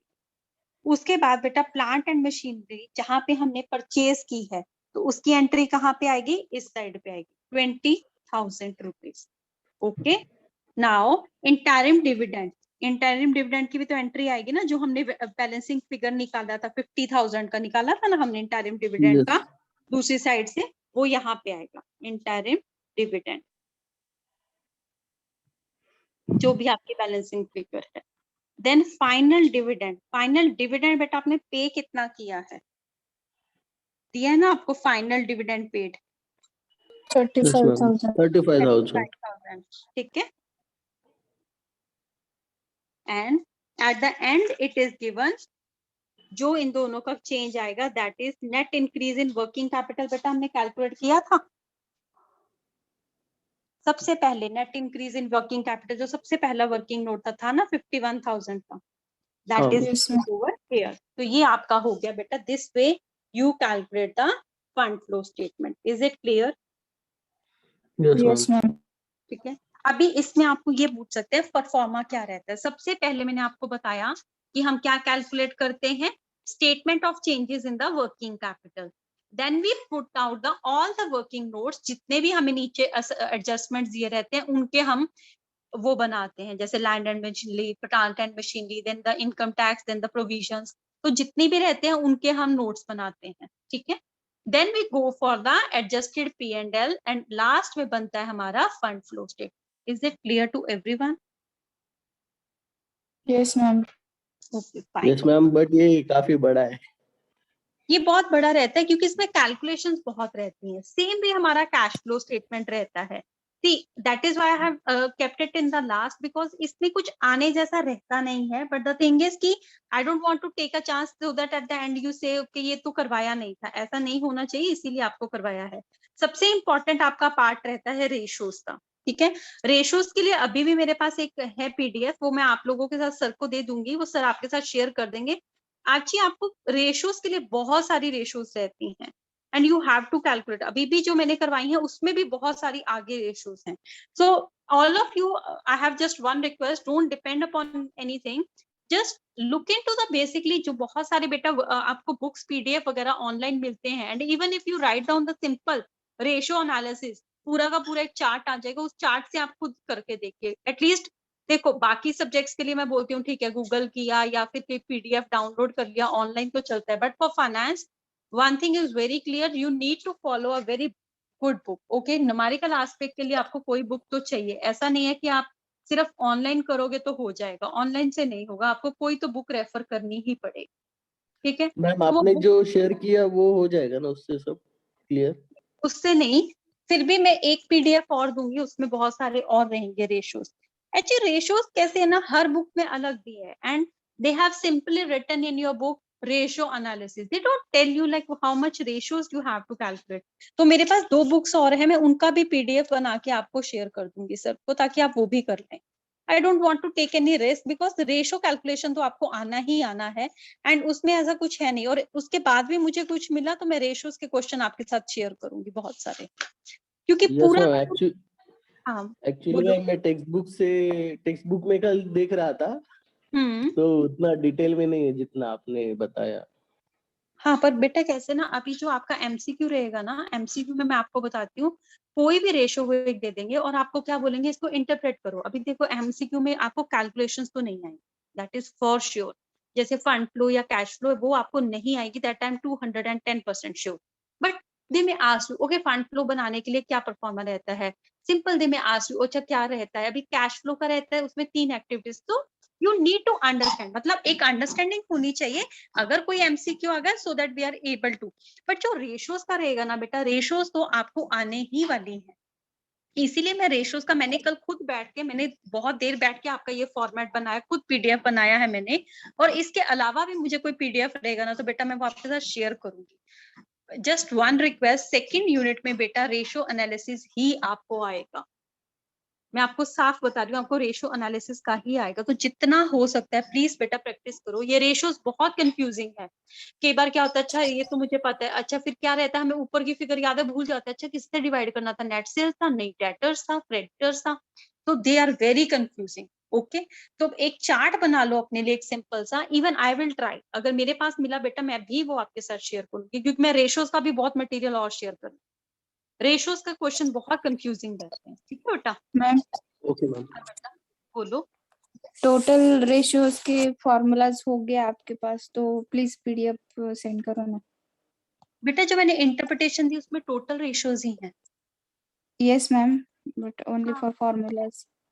उसमें बेटा फॉर्मूलाज भी है और इंटरप्रिटेशन भी है। ये देखो जो मैंने ओके आपको, हाँ ये जो मैंने दिए है ना बेटा आपको, एक सेकंड रुको, उसमें मैंने पहले ही बेटा करके दी।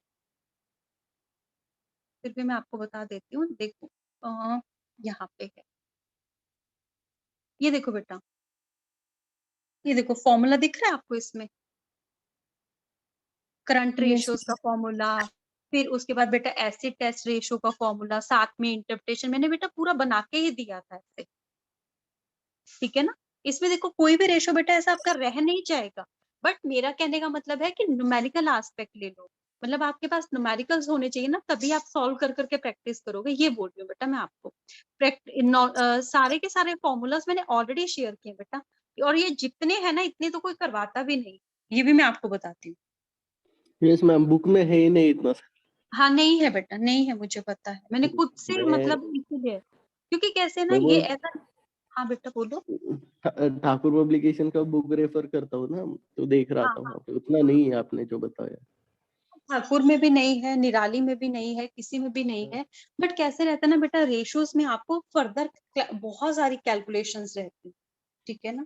अभी जो मैंने पहले आपको जितने चैप्टर करवाए हैं, मुझे एक बात बताओ, वो सब क्लियर था ना, उसमें कुछ डाउट तो नहीं यस था ना, मैम, बिकॉज टुडे नहीं इज माय कुछ डाउट नहीं लास्ट है। Lecture and today our syllabus will be completed, ठीक है। Yes ma'am. आज yes, सिर्फ हमारा ये अभी कैश फ्लो का रहता है बेटा, वो हो जाएगा, फिर हमारा ये सिलेबस कंप्लीट हो जाएगा, बिकॉज अभी आपके एग्जाम्स किसी भी टाइम रहेंगे। बट डोंट थिंक सो कि अगर आपको कुछ मतलब इसमें नहीं आता ये वो, इसके अलावा भी मेरे लेक्चर होने के बाद भी मैं आपको स्टडी मटेरियल अभी और दूंगी, बिकॉज मुझे पता है बहुत से बच्चों को प्रॉब्लम है, कुछ एक बच्चे अभी गाँव में गए हैं या कुछ है, उनके पास बुक्स नहीं है, बहुत बच्चों को प्रॉब्लम है। आई ट्राई कि मैं जितना कर सकती हूँ मैं उतना आपको स्टडी मटेरियल बेटा प्रोवाइड करूंगी सारा, ठीक है। यस यस और मैम। इवन yes, हाँ, ma'am. हाँ और इवन बेटा एक वो भी है मेरे पास, क्या बोलते हैं, एमसीक्यू का क्वेश्चन बैंक भी मैं आपके साथ शेयर करती हूँ, ओके मैम। ठीक है। Yes, ma'am.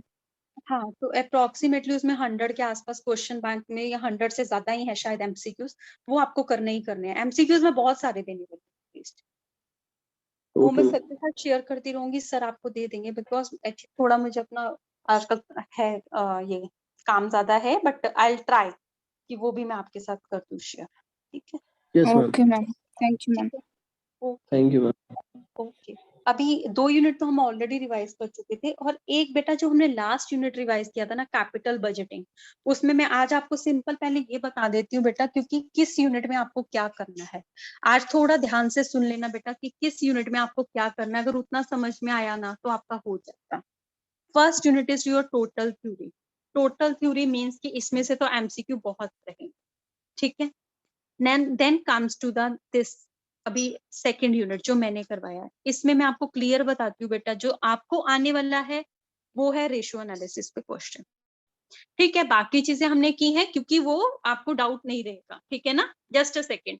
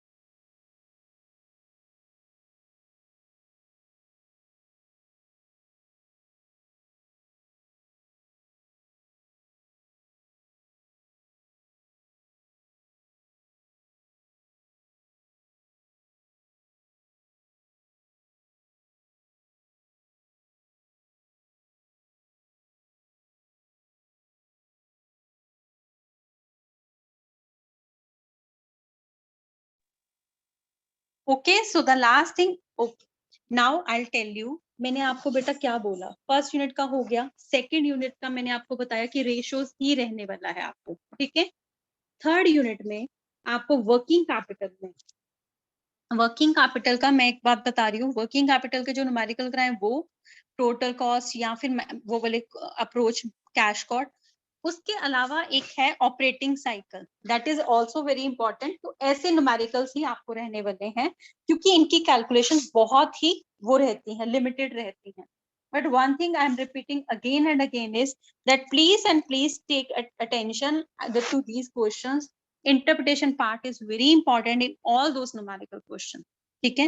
Then comes the capital structure, ये बहुत लंबा चैप्टर था, ये मैंने आपको कराया भी था। इसमें जो आपकी टाइप ऑफ लिवरेजेस है ना, वो अच्छे से करना, financial leverage, capital leverage, combined leverage, ये वाली बहुत इंपॉर्टेंट है, ठीक है। कॉस्ट ऑफ कैपिटल के लिए क्या है, पूरा क्वेश्चन नहीं आएगा, they will give you okay calculate the cost of debt, calculate the cost of equity, that are very important, okay. And then last that is the capital budgeting, उसमें मैंने आपको बोला जितने भी मेथड्स हैं जो टेक केयर करते हैं with the time value of money, that is your payback period, discounted payback period, NPV, वो सब फॉर्मूलाज आपको आने चाहिए।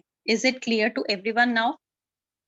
Yes ma'am. ओके, अभी ये जो कैश फ्लो स्टेटमेंट है ना बेटा, what I'll tell you, I'll brief you in this PDF only, because इसका अगर मैं आपको बोलूं, इसका न्यूमेरिकल तो नहीं आने वाला है, बट सिर्फ आपको अंडरस्टैंडिंग देने के लिए कि what is the way we have to solve this cash flow statement, उसका एक पूरा का पूरा वो भी रहता है, फॉर्मेट रहता है, I'll send that PDF also, ठीक है। कैश फ्लो स्टेटमेंट में बेटा सबसे पहले हम क्या कैलकुलेट करते हैं, calculate the cash from the operations.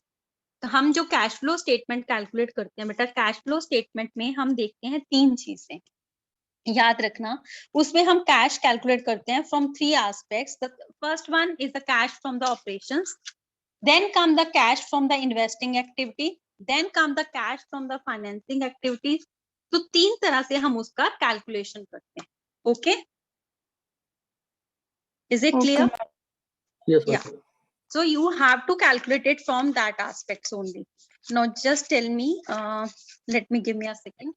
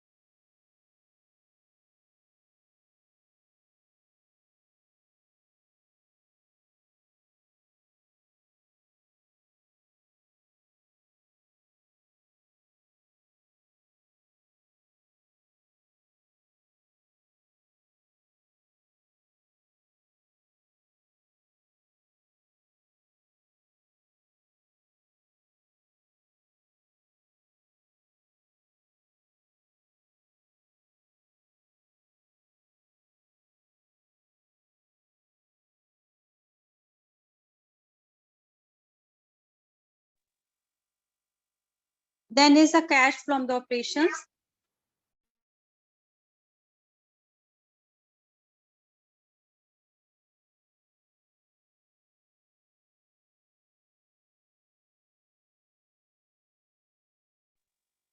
Okay, you have to calculate the cash from the operating activities. Operating activities में बेटा आपकी कौन सी एक्टिविटीज आती हैं, जैसे depreciation, dividend paid, transfer to reserve, वो सब इसमें आएंगी, ठीक है। दैट मीन्स जिससे आपको कैश कलेक्ट हुआ है कस्टमर से, या आपने कैश पे किया है कस्टमर को, ठीक। Then is the cash from the investing activities. Investing activities होती हैं आपकी land and machinery, plant and building, उसमें जो आपका इन्वेस्टमेंट हुआ है। Then the last is there is the cash from the financing activity. ये आपका कैश फ्लो का जो फॉर्मेट है ना, वो मैं आपको एक बार जरूर दे दूंगी। They may ask you a one or more item, okay, is it a part of a financing activity or it is a part of a investing activity? तो आपको उस वे से लर्न करने के लिए मैं फॉर्मेट दे दूंगी, ठीक है। Now let's start with the numerical. देखो बेटा, सबसे पहले इस क्वेश्चन में आपको क्या दिया है उसने, शेयर कैपिटल दिया है, प्रॉफिट एंड लॉस अकाउंट दिया है, जनरल रिजर्व्स दिया है, क्रेडिटर्स दिया है। सबसे पहले मैंने आपको बोला हम कैश फ्रॉम ऑपरेशंस कैलकुलेट करते हैं, उसमें हमारा क्या होता है, जनरल रिजर्व, ये सब जो चीजें होती है उनमें कितना एडिशन हुआ या कितना सब्ट्रैक्शन हुआ है, वो सब चीजें हम लेते हैं कैश फ्रॉम ऑपरेशंस में।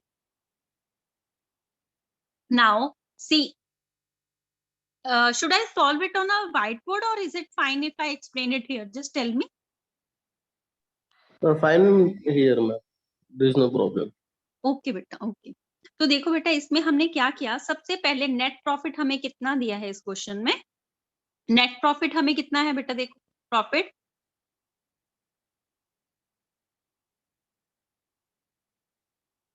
इस क्वेश्चन में नेट प्रॉफिट है 16,000। पी एंड एल अकाउंट के सामने देखो बेटा 2016 में दिया है 16,000। Yes ma'am. तो वो यहाँ पे ले लिया हमने, ठीक है। देन ऐड, इसमें ऐड क्या करना है, जिन चीजों से आपके एक्सपेंसेस, ठीक है, बड़े हैं, कैसे, सबसे पहले आपका जनरल रिजर्व है। जनरल रिजर्व कितना था बेटा, पहले 6,000 था, अभी कितना हो गया 8,000। नाउ इट इज इंक्रीज ना, Yes. तो कितना हो गया 2,000 rupees. Then come the goodwill return of, goodwill कितना है बेटा 10,000 था, अभी कितना हो गया 8,000। कितना चेंज है बेटा आपका 2,000 रुपीज का, 2,000. ठीक है। हाँ, now increase in the outstanding expenses, कितने थे बेटा आउटस्टैंडिंग एक्सपेंसेस, पहले 2,000 और अभी कितने हैं 3,000। 3,000। तो कितना चेंज हो गया बेटा 1,000 रुपीज, ठीक है। अभी increase in the creditors, creditors बेटा पहले थे 6,000 अभी हो गए 8,000। तो कितना चेंज हुआ 2,000 का, ये हो गया एडिशन। अभी आएंगे सब्ट्रैक्शन में। अभी बेटा इंक्रीज इन स्टॉक, स्टॉक देखो बेटा कितना था हमारा 10,000 से 16,000, कितना चेंज हुआ 6,000 रुपीज का। Now comes the debtors, debtors कितने बेटा 10,000 और अभी चेंज कितना हो गया 16,000। तो कितना चेंज हुआ हमारा 6,000 रुपीज।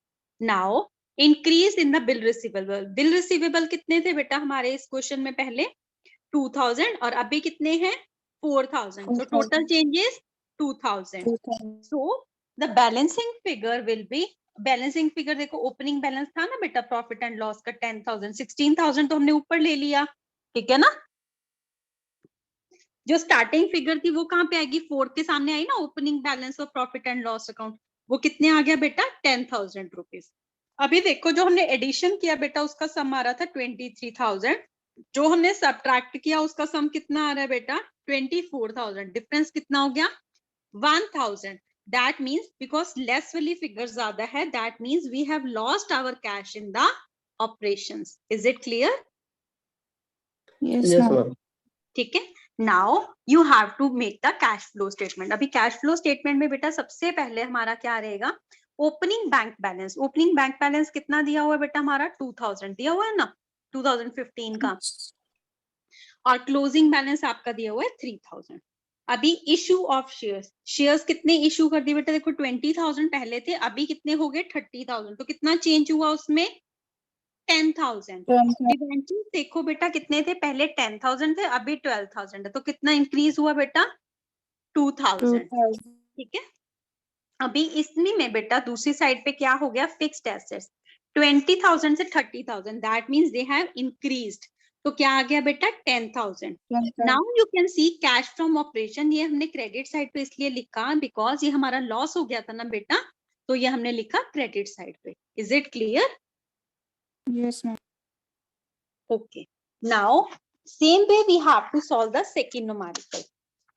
अभी सेकंड न्यूमेरिकल थोड़ा उससे बड़ा है, I will explain you how. अभी देखो इसमें भी बेटा हमने सबसे पहले क्या कैलकुलेट करना है, हमारा कैश फ्रॉम ऑपरेशंस, ठीक है। सबसे पहले नेट प्रॉफिट देखो बेटा कितना दिया हुआ है इसमें, स्टार्टिंग में कितना दिया है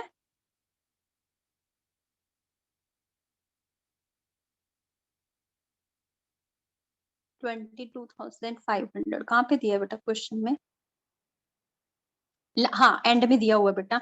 net profit earn during the year was 22,500, ठीक है ना, दिया हुआ है ना, वो आ गया नेट प्रॉफिट, ठीक है। अभी हमने इसमें क्या ऐड करना है, मैंने आपको बोला था ना इसमें डेप्रिसिएशन, गुडविल, जनरल रिजर्व, ये सब चीजें ऐड होती है। अभी इसमें आप क्या ऐड करोगे बेटा, डेप्रिसिएशन। डेप्रिसिएशन कितनी है मशीनरी की दी हुई, देखो आपको 12,500 कितनी दी है मशीनरी की, एंड 20,000 इन 2003, अच्छा 2 इयर्स की उसने डेप्रिसिएशन दी हुई है आपको। And during the year machine costing, तो अभी देखो ये वर्किंग नोट्स में दिया है, तो अभी इसके लिए भी हमें वैसे ही नोट्स बनाने हैं जैसे हम उसमें बनाते हैं फंड फ्लो में। Now this question I will have to solve now. Working notes ma'am बेटा आपको, हाँ बेटा आज एग्जाम है साइबर सिक्योरिटी और ह्यूमन राइट्स की 11 को। ओके, तो मैं एक 5 मिनट में करती हूँ बेटा लीव, चलेगा क्या? Yes ma'am.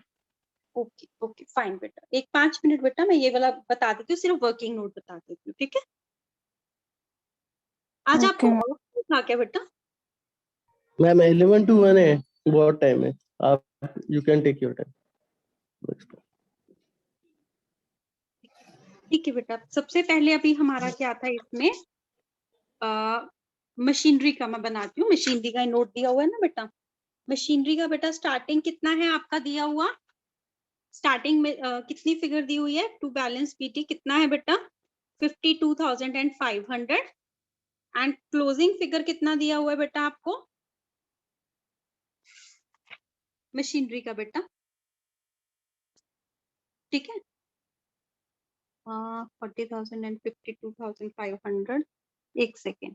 During the year, machine costing accumulated depreciation was sold at this. Okay.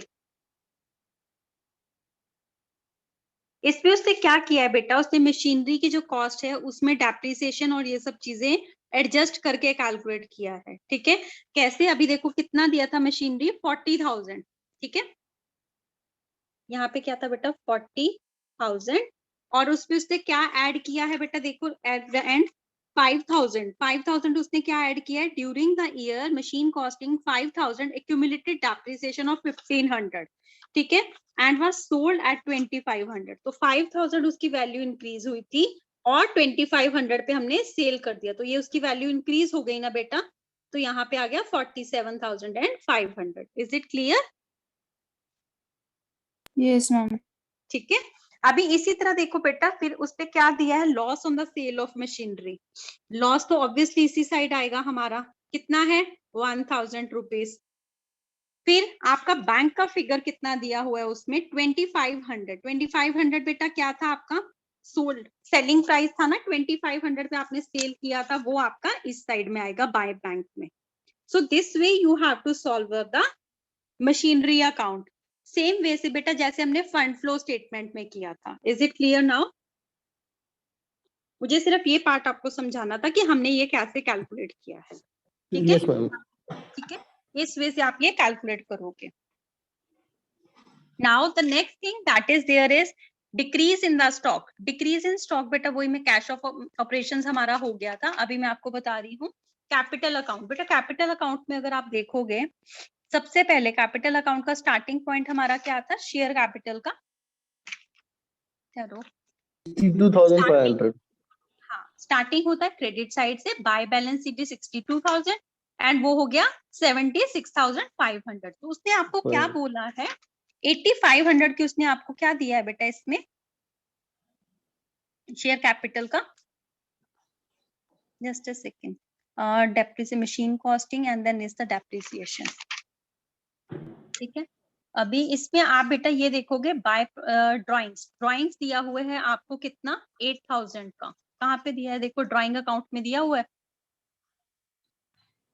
I think इस क्वेश्चन में एक उन्होंने ड्राइंग का बेटा एडजस्टमेंट उसमें दिया नहीं है, नहीं मैम जो नहीं हमने है। हाँ दिया नहीं है, बट ये एडजस्टमेंट करके उन्होंने किया है क्वेश्चन, ठीक है? क्योंकि उन्होंने देखो जो ड्राइंग लिया है ना 8,500, शायद उसका एडजस्टमेंट नीचे नहीं दिया है, बट ये एडजस्टमेंट का ही अमाउंट उसने किया है उसमें, ठीक है? So this way we have to solve the amount which we have calculated. तो ये सेम है बेटा, फॉर्मेट में आपको आज प्रोवाइड कर दूंगी कैश फ्लो स्टेटमेंट के। सिंपल आप ये याद कर लो, ऑपरेटिंग एक्टिविटीज कौन सी होती हैं, इन्वेस्टिंग एक्टिविटीज कौन सी होती हैं और आपकी फाइनेंसिंग एक्टिविटीज कौन सी होती हैं। इतना भी कर लिया ना तो आपको समझ में आ जाएगा बेटा कि कितना हमारा क्या चेंज रहता है। ठीक है, सिंपल। Yes, अभी ma'am. मैं आपको बताती हूँ, सिंपल अगर मैं आपको बताती हूँ, देखो कैश फ्रॉम ऑपरेटिंग एक्टिविटीज, जो भी हमारी ऑपरेटिंग एक्टिविटीज रहती हैं उसका कैश कहाँ से आएगा। ऑपरेशंस में कौन कौन सा लेंगे हम, ऐड करना होता है हमें depreciation, general reserve, loss on the sale of fixed assets, कोई भी फिक्स्ड एसेट का अगर सेल है वो हम ऐड करेंगे बेटा। Increase in the outstanding expenses, और अगर हमने कोई प्रीपेड एक्सपेंसेस हैं वो हम डिक्रीज करते हैं। तो ये पूरा फॉर्मेट रहता है कि हम ऑपरेटिंग एक्टिविटीज में क्या लेते हैं। ठीक है, उसके बाद हमारी रहती है ये आपकी एक्टिविटीज जो इन्वेस्टिंग होती है, उसमें क्या, sale of plant and machinery, purchase of land and building, जो फिक्स्ड एसेट से रिलेटेड है। इन्वेस्टिंग एक्टिविटीज में आता है बेटा जैसे हम कोई प्रेफरेंस शेयर खरीदते हैं, बेचते हैं, वो सब चीजें आती हैं इन्वेस्टमेंट में, जिनमें आप इन्वेस्ट करते हो। Equity share, preference share, debentures, वो सब इसका पार्ट होते हैं। ठीक है, ये सब आपके इसमें आएंगे। So all of you want me to stop so that you can prepare for the exam now? Yes, ma'am. Okay. Yes, ma'am. Okay, then all the best for the exams. So I'll Thank provide you, the ma'am. PDF. Yeah, I'll share the PDF with the MCQs and you can follow that. Okay. Yes, thank you very much, ma'am. Thank So you. Bye, I'm ma'am. from Thank you. engineering background, and you cleared all financial management concepts. So Oh, that's why. thanks. Great. And in case you face any issue, still you want anything, any notes or something, just let sir know about that and I'll circulate that accordingly. And don't worry about the MCQ. Within next 2 days, you will get a whole PDF with the MCQs. Okay, ma'am. I'll share that PDF with the whole MCQs. And in case you face any problem, just let me know. Okay. Yes, ma'am. Sure. Okay. Yeah. Okay. Thank you Take care very much. and all the best. Okay. Great. Bye.